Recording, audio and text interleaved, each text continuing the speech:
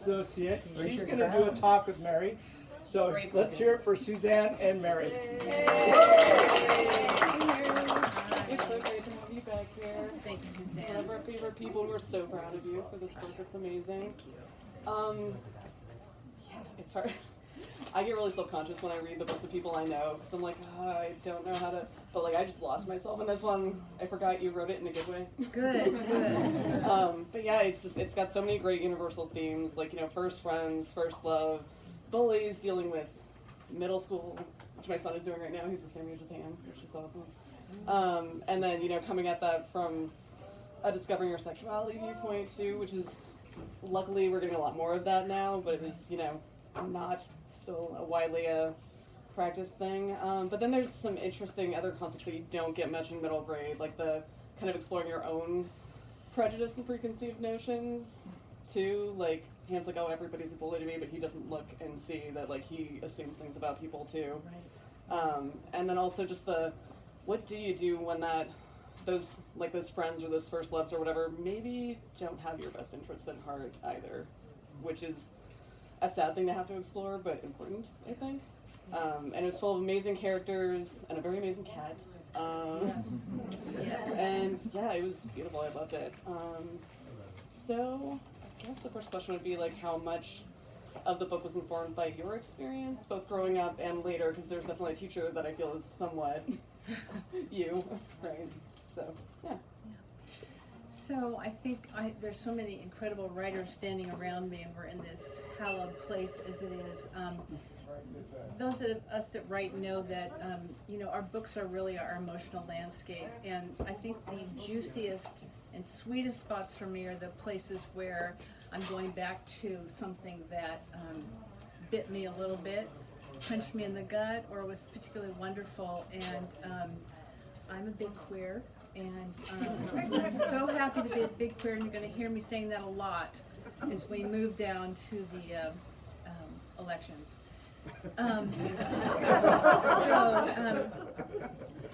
I think for when I came out, when I was in the military, like my dear friend Rick Carter here, both Vietnam vets. He went to Vietnam. I was Vietnam era, and when I came out to my parents, lovely people, very conservative Roman Catholics.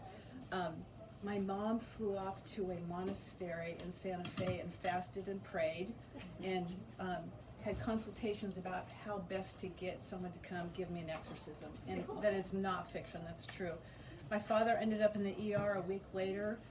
They thought he was having a heart attack, but it was just really bad gas. But I still got in trouble for that. And so I have always longed for a coming out experience that was a little more loving and less theatrical and less hostile. So Ham's coming out really is the coming out that I wish for everyone. Room and time and non-judgment and not assigning labels, just room to listen. And it was important to me, in every book that I write, I always have a gay character that to me is the voice of God in whatever way that you imagine God in your life. And so I loved, Deuce sort of came to me, and he's a felon, and he's gay, and he's older. We don't know why he's a felon. So I wanted Ham to have somebody, and fortunately Ham had two people. He had his mom that gave him lots of room and birth to explore that. Even though Micah was a challenging character, one of the reviews I read said something about, I wish that Micah hadn't been such a stinker. But I think, and that's another part, all of you, I don't know, but anybody here have a successful first love? I sure did. It was like awful.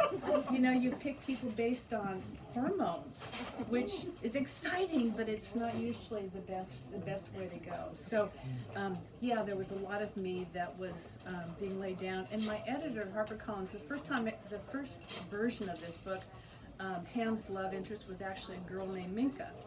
And my editor, after I finished it, she said, would you consider making Ham's love interest a boy? And I said, yeah, that'd be easy. I'll just go through on my computer and change all the pronouns. I think I can even automate that process. That should be easy. But I welcome the opportunity because there's certainly a lot more middle grade books that are exploring that now. But and this was three or 4 years ago. This book was delayed because my mom died. And so I was really happy for the opportunity to write that and sort of digging into my first falling in love with someone of my own gender and what that was like and how scary and but wonderful that was. And I hope that I've expressed that. Yeah, I do like the realism of the first crush Yes. not being, yeah. But I do love how he's, like, he has this whole found family. Yes. I mean, there's his mom, but, like, yeah, just his neighbors and his friends that, like, and even the people that he thought were his enemies, like, once he actually gets to know them, was really beautiful. I hope you feel like you found that here amongst other Yes, places. I definitely have. I definitely have had always been so fortunate to have a family of people that love and accept me and people that are like me, and I'm very grateful for that. Some of you are here, but I won't out you. But if you want to know who it is, I'll come to you. I know who the queers in the room are. I don't know how much you're allowed to talk about it, but on the back cover it says the thing about you were placed undercover in an elementary school or whatever, and that's how you kind of discovered that you love kids and books and all that. Like, can you tell us a little bit more about that? So, when I was in the military, another thing my parents were quite horrified about, that I joined the military and didn't go right to college. And so I joined the Army. I was a budding feminist at age 17. Helen Reddy's soundtrack, I Woman, was just on auto loop constantly. She's responsible for all the poor decisions I made in my early 20s. And so I joined the Army, and I didn't want to be like a nurse or a secretary or a medic, not that there's anything wrong with that, but I had read, and I don't know if it was Ms. Magazine or somewhere, but I had read, Vietnam was still happening, that the military nurses in Vietnam were being sexually assaulted by members of by members of the U.S. Army and Marines, and I wanted very much to go to Vietnam and be an MP and guard the nurses so they could save people. And that felt like when I was at 18, that's all I could see. So I became an MP, and they stopped sending MPs to Vietnam, and so they put me in Colorado and had trained me for weeks on lots of combative things. I knew a lot about weapons, and I'd done very well with weapons, which was ridiculous because I'd never touched a gun before, but I could not miss a target. But anyway, so when I graduated from MP school, I was about probably a foot shorter and maybe 50 pounds lighter than other women MPs, and they weren't quite sure what to do with me. So anyway, I got a call from military police intelligence. They had me come to this very weird unmarked building, and they said they wanted to put me undercover and to catch this diabolical civilian pimp. This is probably way more than you need to know. I'm not forgive me. And they explained it would be very dangerous. I was still kind of in the throes of Helen Reddy and Nancy Drew, and the idea of solving the mystery of the pimp. And he was pimping out enlisted women, my sisters, and using blackmail to make them do his bidding. Anyway, I'll rush to the chase. I was not responsible for catching the diabolical pimp, but I learned how to behave in ways that my mother would have died if she'd seen me behaving. It was really quite awful because I was from Santa Maria, and I had to try to convince this pimp that I would be a good candidate for his ring. And I just don't have that skill set. You know, I just really don't. So I spend a lot of time in the NCO club trying to get picked up, got myself into a lot of trouble. my in the year that I was in, walkie-talkies were the size of shoe boxes, so I couldn't just, so I got into it. Was a lot of trouble. When it was all over and the bad pimp was caught, they didn't know what to do with me because he knew that I was part of the reason that things went to heck.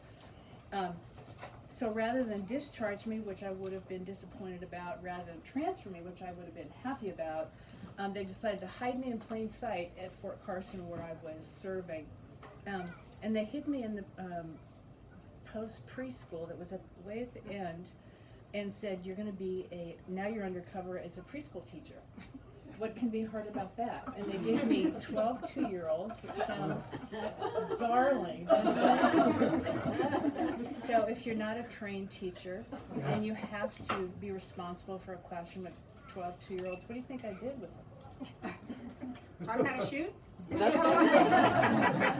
I read to them. Oh. I read to them constantly because that would be one way that I could get them to sit down and be quiet, because these children could not even form a circle. It was just their skill sets were very.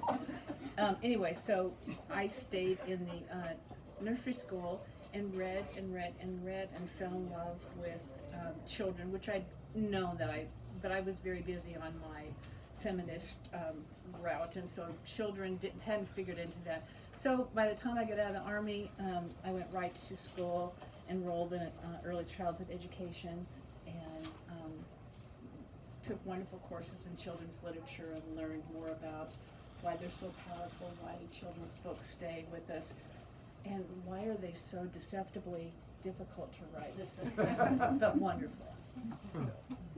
Yes.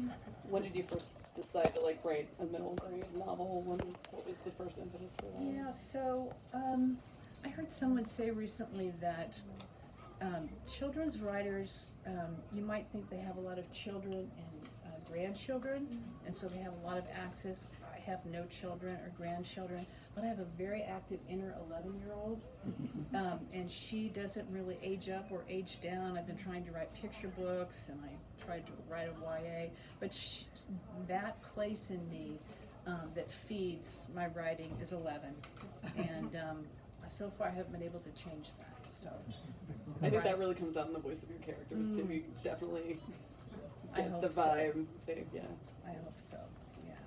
Awesome. And I mean, this is a great addition to the ever growing pantheon of Pride related LGBTQ books, and it's an amazing one. And it fits really well in the rainbow because it's green. In Army too. That's true. There you go. And so part of the proceeds for the book today are going to Pacific Pride, and then you said it would also be doubled because of Pacific Pride, which is an organization that supports gays, lesbians, trans, bis, everybody. They have a wonderful foundation and presence here in Santa Barbara. And someone did a big endowment in June, so whatever we donate today gets doubled. They'll match it. So a portion of the sales today will be sent to Pacific Pride right away, so we can get in by the end of the month to get that doubled. And they have a wonderful organization called PFLAG, which supports parents not understanding what the heck their kids are doing and why they're doing it. And they also have a great program giving kids that are exploring their identity to get together and socialize, and so I really want to support them.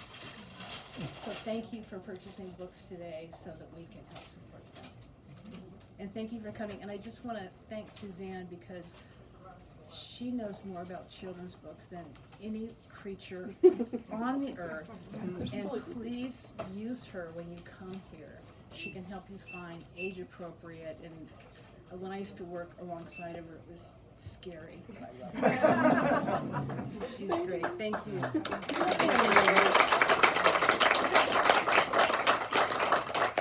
And I have some, I know some of you have things and lives to get to, but I have some book page snack bags that I made rather than a decorated book cover cake, which this didn't look very delicious to me in front of the cake, so we went with something else. So please help yourself. It's a page from Ham, and so you can at least have one page. I tried to pick really good pages with not. I don't think there's any that have any really bad spoiler alerts. But anyway, I sewed them. I haven't sewed since I was like 12, and it's because I love you guys. So thank you so much for coming. I'm so glad. Yes, everybody has a question. If anybody has a question in the audience. Hi, Mary.